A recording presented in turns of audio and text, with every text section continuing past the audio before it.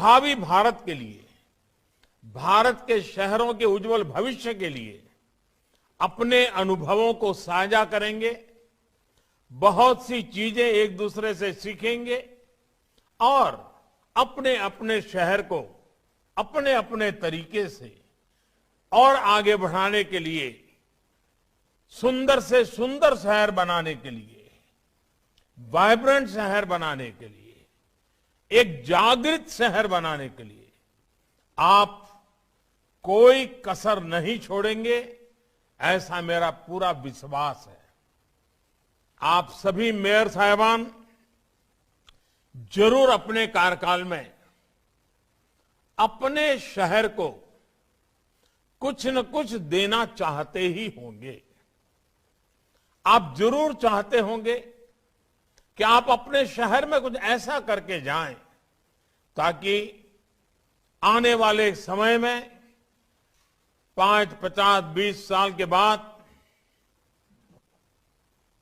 जब भी कोई शहर में आए तो चर्चा करें कि जब फलाने सज्जन यहां मेयर थे या फलानी बहन यहां मेयर थी तब ये शहर में ये काम हुआ था।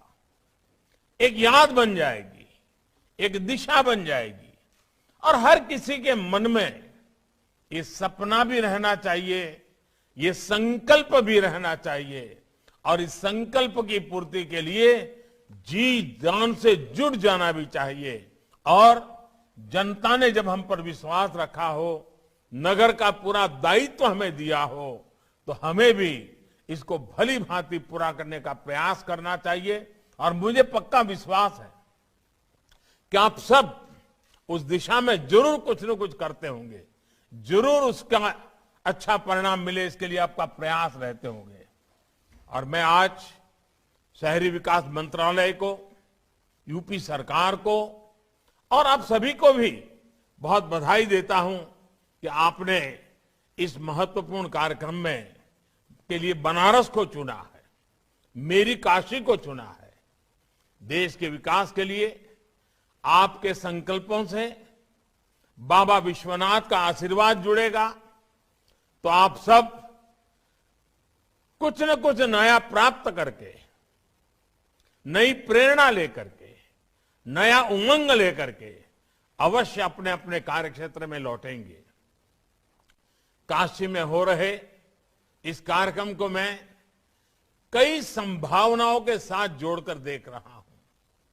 एक और बनारस जैसा दुनिया का सबसे प्राचीन शहरों में से एक स्थान और दूसरी ओर आधुनिक भारत के आधुनिक शहरों की रूपरेखा। अभी हाल में जब मैं काशी में था तब मैंने कहा भी था कि काशी का विकास पूरे देश के लिए विकास का एक रोडमैप बन सकता है।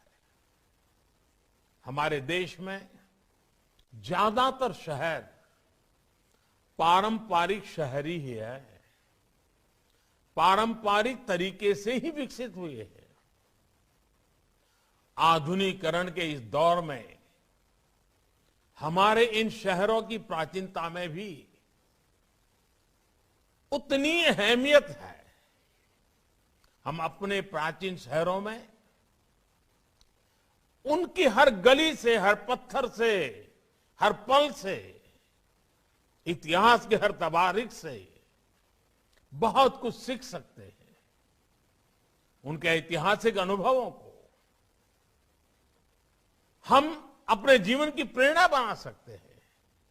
हमारी विरासत को सहेजने की, संवारने की नए नए तौर तरीकों हम विकसित कर सकते हैं।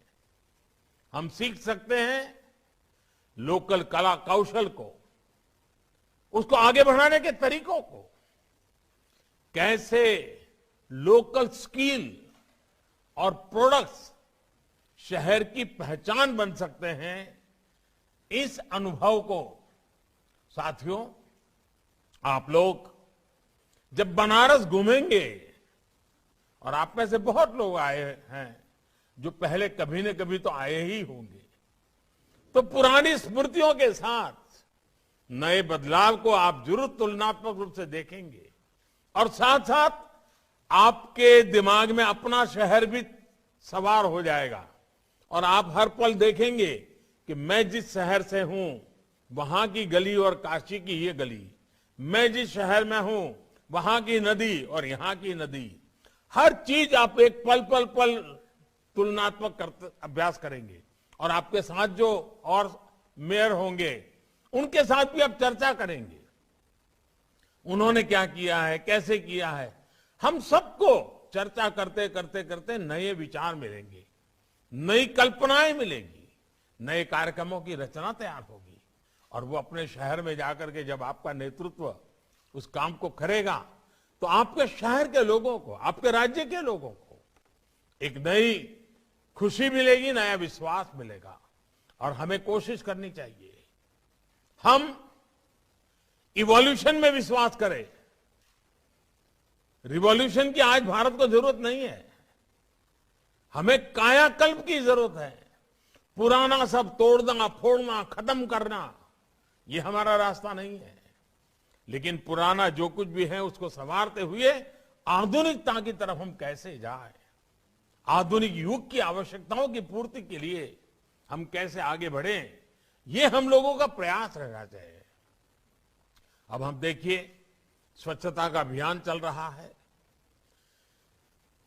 पूरे देश में। हर वर्ष स्वच्छ शहर की घोषणा होती है, लेकिन मैं देख रहा हूं धीरे धीरे कि कुछ ही शहरों ने अपनी जगह बना ली है, अच्छी बात है, लेकिन बाकी शहर निराश होकर के बैठ जाएं कि भाई ये तो उन्हीं को इनाम जाने वाला है, वही आगे बढ़ गए हैं, हम तो नहीं कर पाएंगे, ये मानसिकता नहीं होनी चाहिए।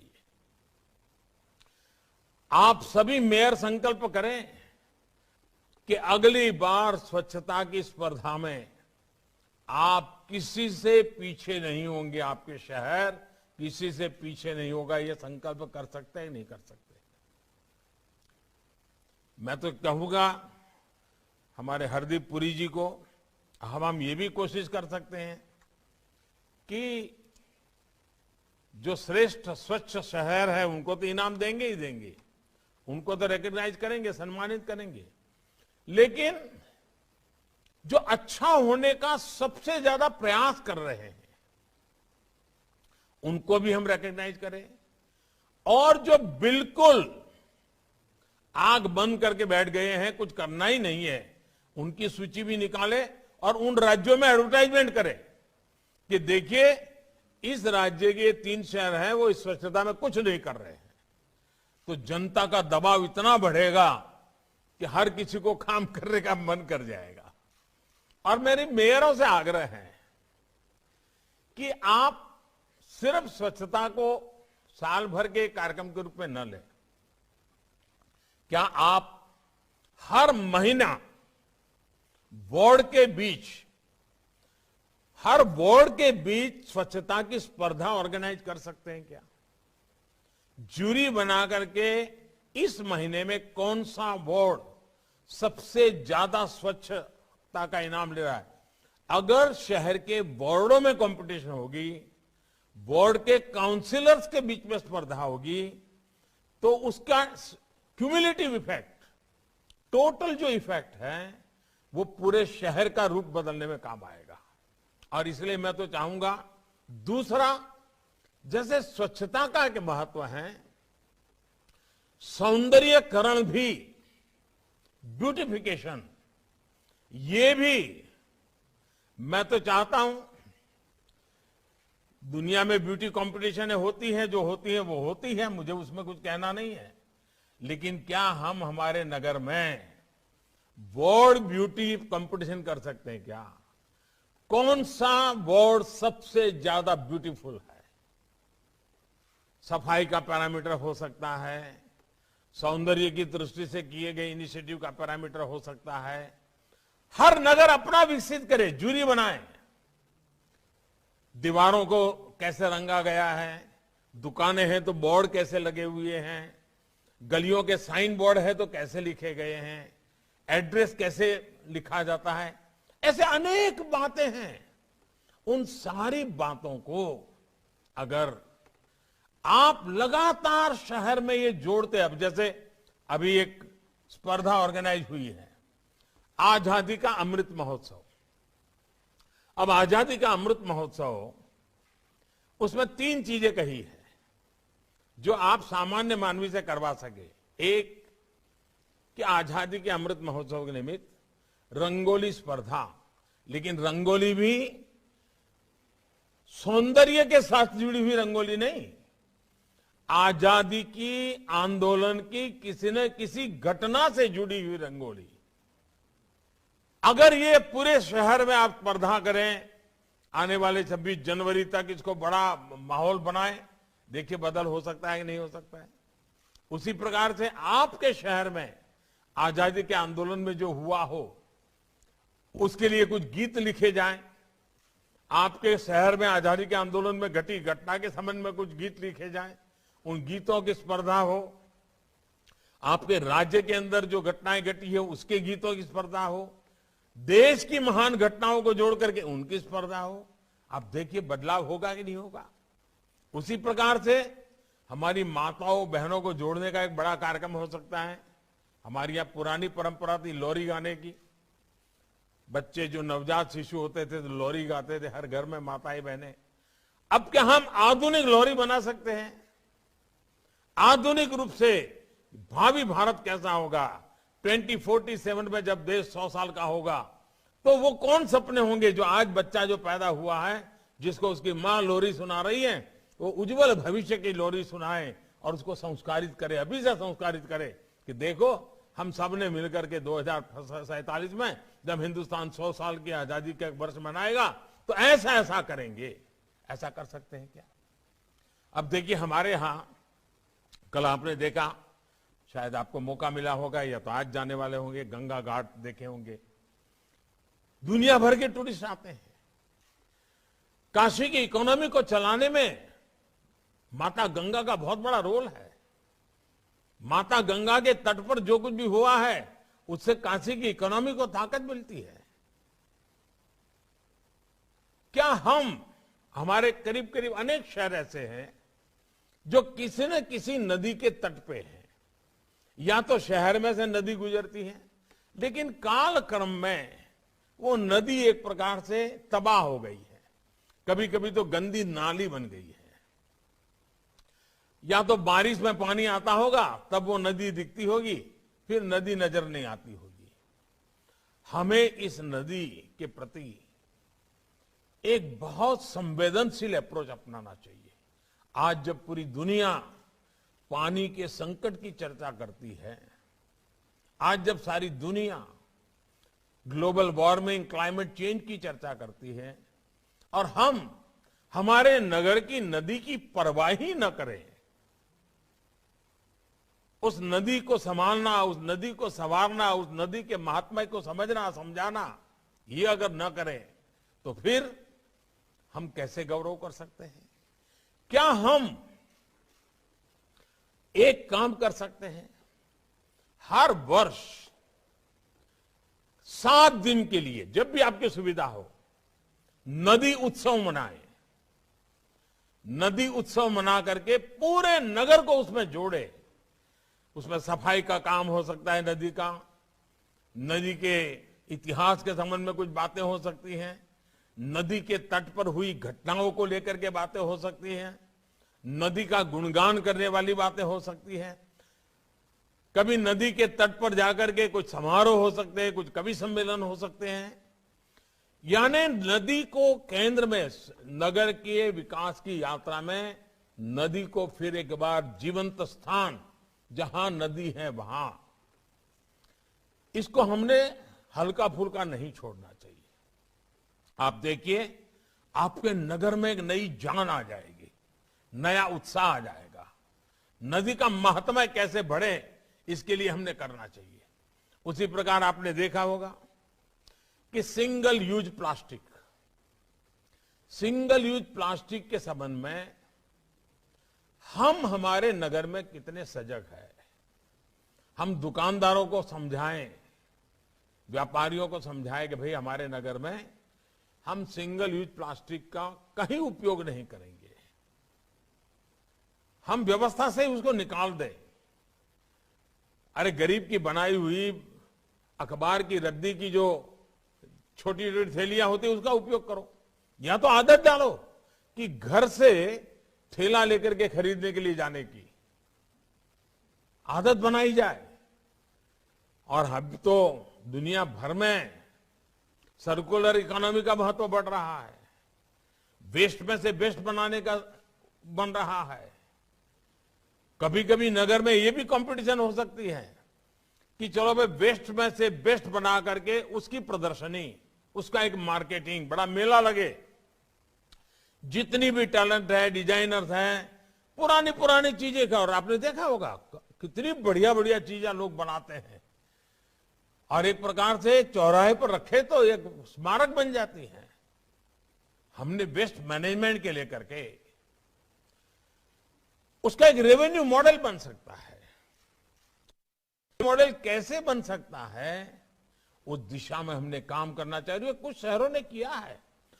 अरे सीवेज का पानी भी रीयूज हो सकता है बगीचों में। अगर आज हम पानी का उपयोग करते हैं, आप कल्पना कर सकते हैं अगर गांव को, किसानों को पानी मिलना बंद हो जाए और हम कहेंगे शहर को पानी दो, तो क्या स्थिति बनेगी।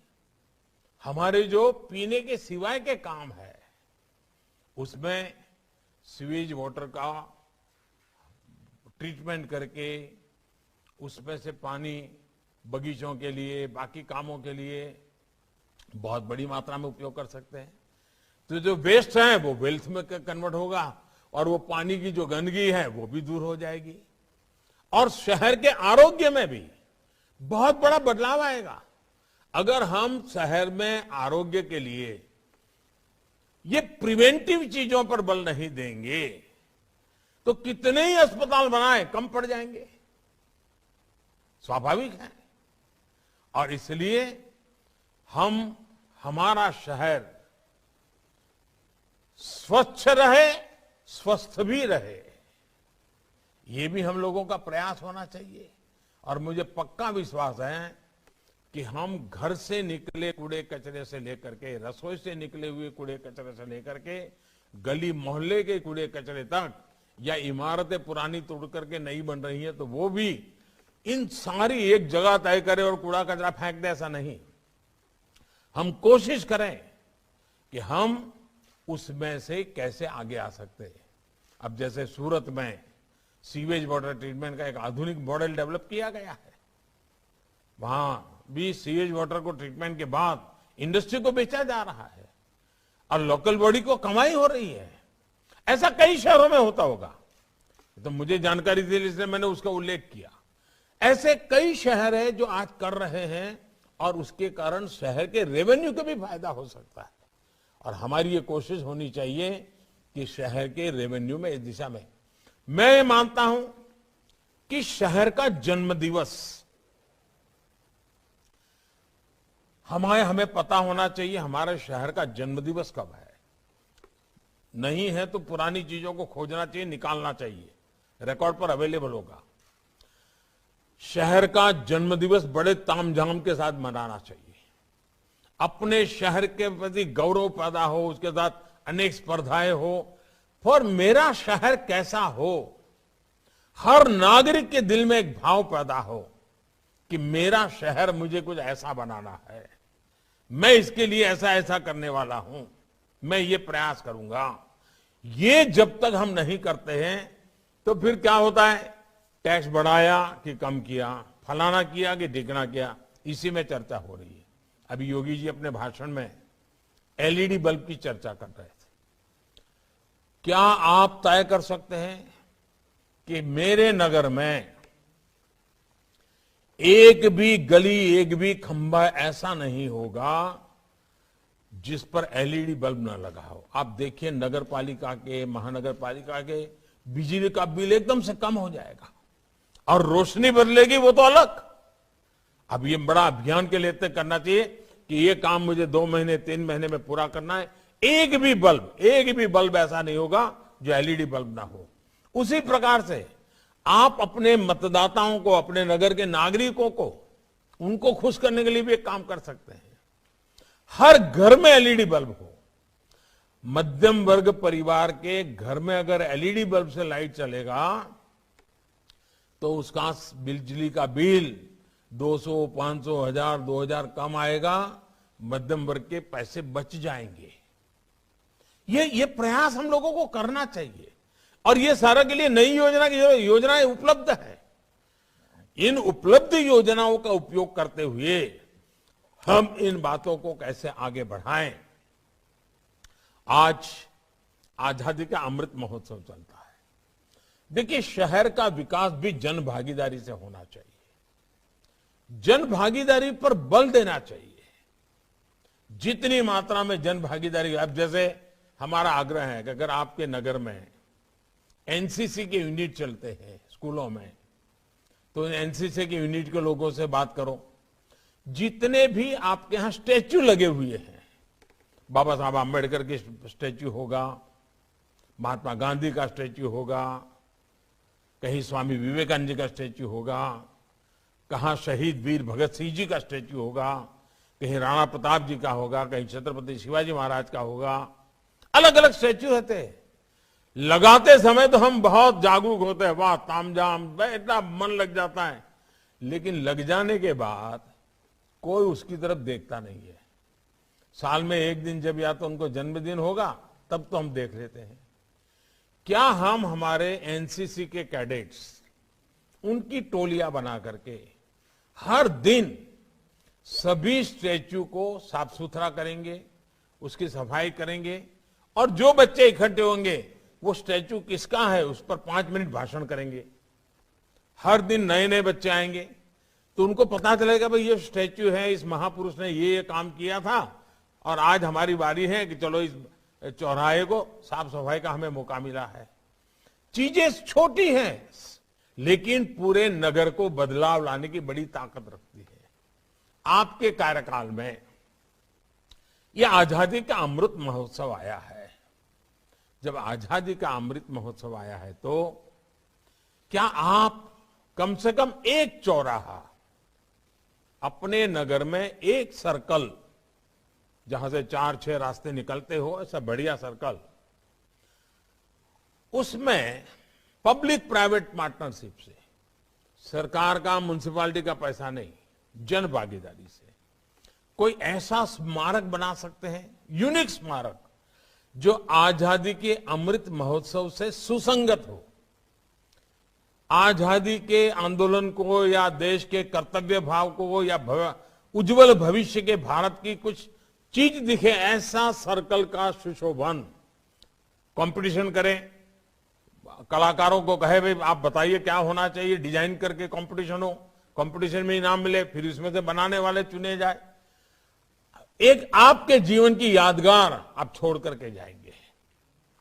अरे मैं मानता हूं कि ऐसी बहुत सी चीजें हैं जिस पर हम बल देंगे। उसी प्रकार से आपके शहर की एक पहचान, क्या आपको नहीं लगता है कि भाई आपके शहर की एक पहचान बने? हो सकता है कोई शहर हो जो खाने की किसी एक चीज के लिए बहुत जाना जाता हो, उसी को चलो कि भाई हमारा ये शहर, वहां की खाने की ये चीज बहुत प्रसिद्ध है। अब जैसे बनारस का पान, कहीं पर भी पूछो लोग बनारस का पान बोलते ही बोलते हैं। किसी ने मेहनत की होगी, एक पहचान बन गई। हो सकता है सारे मेयर भी टेस्ट करेंगे बनारस के पान का।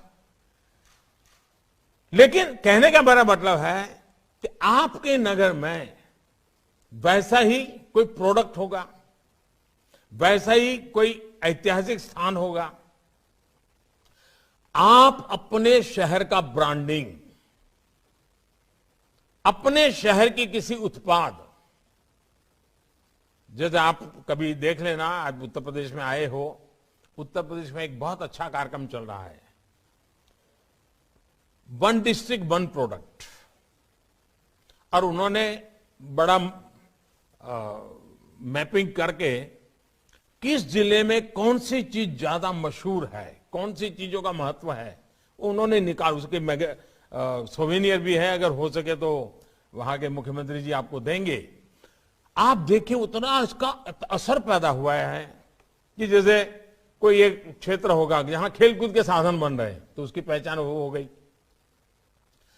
आप अपने शहर का वैसी क्या विशेषता है जो हिंदुस्तान में किसी को भाई, जैसे बनारसी साड़ी फेमस हो गई दुनिया में, हिंदुस्तान के किसी भी कोने में शादी होती तो हर को मन करता है कि एक तो बनारसी साड़ी खरीदेंगे, इसलिए उसका ब्रांडिंग कर दिया।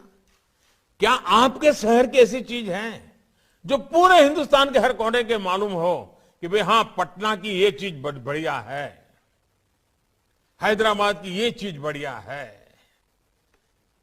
कोची की ये चीज बढ़िया है, तिरुवनंतपुरम की ये चीज बढ़िया है, चेन्नई की ये चीज बढ़िया है। आपके शहर के अंदर ऐसी कौन सी विशेषता है पूरा शहर मिलकर के तय करे भाई हां, हमारी ये सबसे बड़ी ताकत है, उसको कैसे बढ़ाया जाए। आप देखिए एक इकोनॉमिक एक्टिविटी का एक बहुत बड़ा साधन बन जाएगा। यानी शहरों का डेवलपमेंट, उसमें एक नए स्तर पर हमको ले जाना है, उसकी दिशा में हमें प्रयास करना होगा।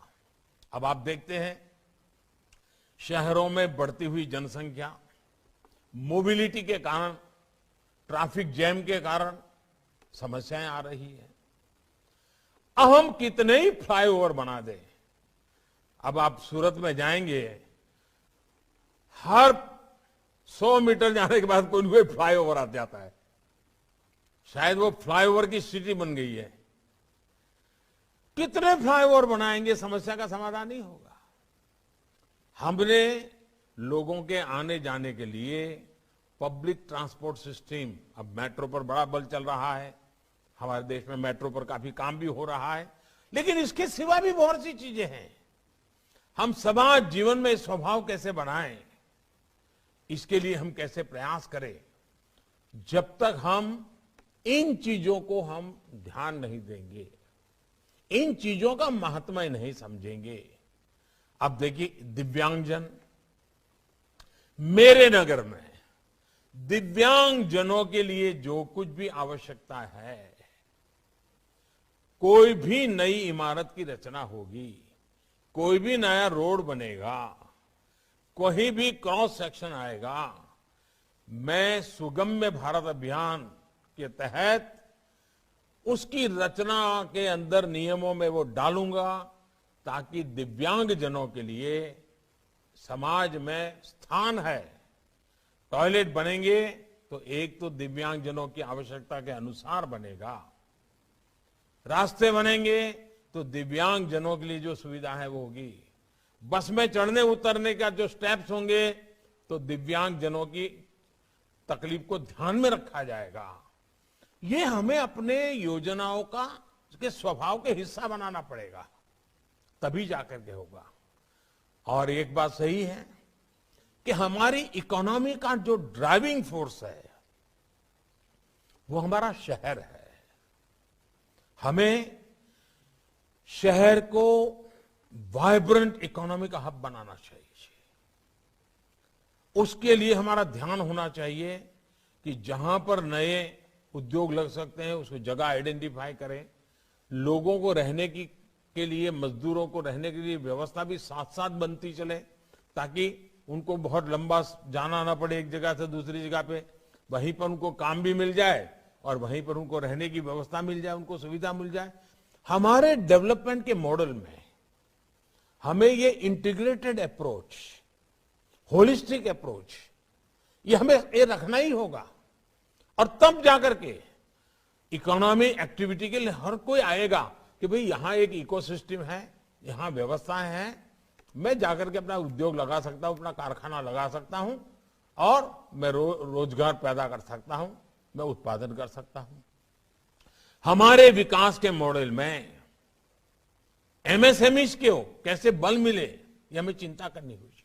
और एक बात आप सबको मेरा बहुत आग्रह है, और मैं सभी मेयर साहिबान से मैंने जितना बताया, हो सकता है सब चीजें आपको कर पाए न कर पाए, आपकी प्रायोरिटी हो न हो, लेकिन एक काम आप अगर करेंगे आपको बहुत सुख मिलेगा, बहुत संतोष मिलेगा।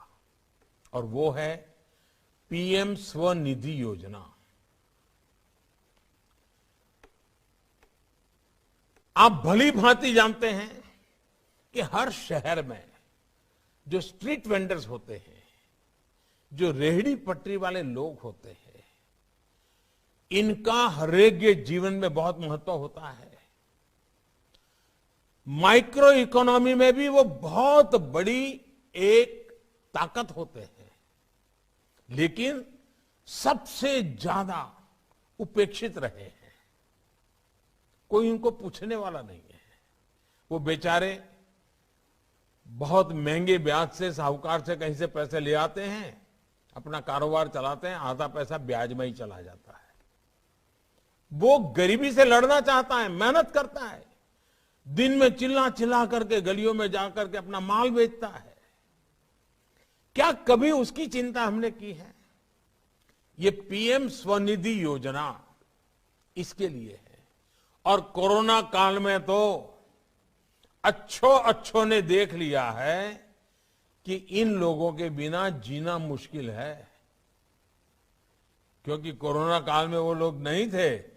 सबको पता, पहले तो पता नहीं चलता था, लेकिन जब 2 दिन तक सब्जी वाला नहीं आता था तो फिर परेशानी होती थी। फिर याद आता था, अरे यार सब्जी वाला नहीं आया, दूध वाला नहीं आया, अखबार वाला नहीं आया, घर में सफाई करने वाला नहीं आया, खाना पकाने वाला नहीं आया, कपड़े धोने वाला नहीं आया। सबका पसीना निकल गया था। कोरोना ने हमारे ये जो हमारी मदद करने वाला पूरा वर्ग है, जिनके भरोसे हमारी जिंदगी चलती है, ये कितने मूल्यवान है, कितने बहुमूल्य है, ये हमको समझा दिया है। उसकी ताकत का हमें एहसास करवा दिया है। हमारा दायित्व बनता है कि हम अब एक जीवन का जिम्मेवारी का हिस्सा बनाएं कि हम इनको कभी अकेला नहीं छोड़ेंगे। ये हमारे अपने ही यात्रा के अंग है। इनकी मुसीबतों को हम हर पल देखेंगे और इसके लिए पीएम स्वनिधि योजना लाए हैं। पीएम स्वनिधि योजना बहुत ही उत्तम है। आप अपने नगर में उनकी लिस्ट बनाइए और उनको मोबाइल फोन से लेन देन सिखा दीजिए। बैंक से उनको पैसा मिलेगा। थोक व्यापारी के यहां से वो माल लेना जाए, सब्जी बेचता है, सुबह वो मार्केट में जाकर के 500 रुपए की सब्जी लेकर के अपनी लॉरी भर देता है, तो वो पैसे मोबाइल फोन से ही उनको दे। फिर वो 200-300 घरों में सब्जी बेचने जाता है, उनसे ही मोबाइल से ही फोन ले, पैसे ले, कैश न ले, डिजिटल ले। अगर उसका 100% डिजिटल रिकॉर्ड बनता है तो पता चलेगा बैंक वालों को कि भाई इनका तो कारोबार अच्छा है, तो अभी 10,000 रुपया दिया है तो 20,000 कर देगा, 20,000 दिया है तो 50,000 तक कर देगा। और मैंने तो ये भी कहा है कि अगर आप 100% डिजिटल ट्रांजैक्शन करते हो तो जो हिसाब किताब बैठता है, ब्याज करीब करीब 0 हो जाता है। ये हमारे रेहड़ी पटरी वालों को इतना बड़ा पैसों का कारोबार बिना ब्याज को मिल जाए, मैं पक्का मानता हूं वो बहुत ही अच्छा कर लेंगे। अपने बच्चों की पढ़ाई पर ध्यान देंगे, वो अच्छा क्वालिटी माल बेचना शुरू कर देंगे, ज्यादा बड़ा व्यापार करना शुरू कर देंगे और आपके नगर में लोगों की सेवा अच्छी होगी। क्या आप प्रधानमंत्री स्वनिधि योजना इसको प्राथमिकता बना सकते हैं? काशी की धरती से मां गंगा के तट पे आप संकल्प लेकर के जाइए कि इसी 2022 में जब 26 जनवरी आएगी, 26 जनवरी को पहले हम ये कर करके जाएंगे। 26 जनवरी के पहले हमारे नगर के 200, 500, 1000, 2000 जो भी रेहड़ी पटरी वाले हैं, इनका बैंक का खाता खुल जाएगा। उनको डिजिटल लेन देन की ट्रेनिंग दी जाएगी। उनके जो जिन व्यापारियों से माल खरीदते हैं उनको भी डिजिटल की ट्रेनिंग दी जाएगी। जहां वो जाकर के माल अपना बेचते हैं उनको डिजिटल ट्रेनिंग दी जाएगी। देखते ही देखते ये डिजिटल का कारोबार भी बढ़ जाएगा और मेरे रेहड़ी पटरी वालों को कम से कम ब्याज में, हो सके तो 0 ब्याज से अपना कारोबार बढ़ाने का एक बहुत ही बड़ा अवसर मिल जाएगा। बहुत सी बातें हैं साथियों, आप यहां आए हैं काशी में, काशी को बहुत बारीकी से देखेंगे भी और अनेक नए नए सुझाव आपके मन में होंगे। अगर आप सुझाव मुझे भेजेंगे तो मुझे मेरे काशी में काम करने में बहुत मदद करेगा। आप अपने मेयर के नाते किए हुए काम और आपको लगता है कि ऐसा काम मोदी जी ने काशी में करना चाहिए, अगर आप मुझे ये देंगे तो मुझे जरूर आपका मैं आभारी रहूंगा। हमारे चैनल को लाइक, शेयर और सब्सक्राइब जरूर करें और नई अपडेट्स के लिए बेल आइकन दबाना ना भूलें।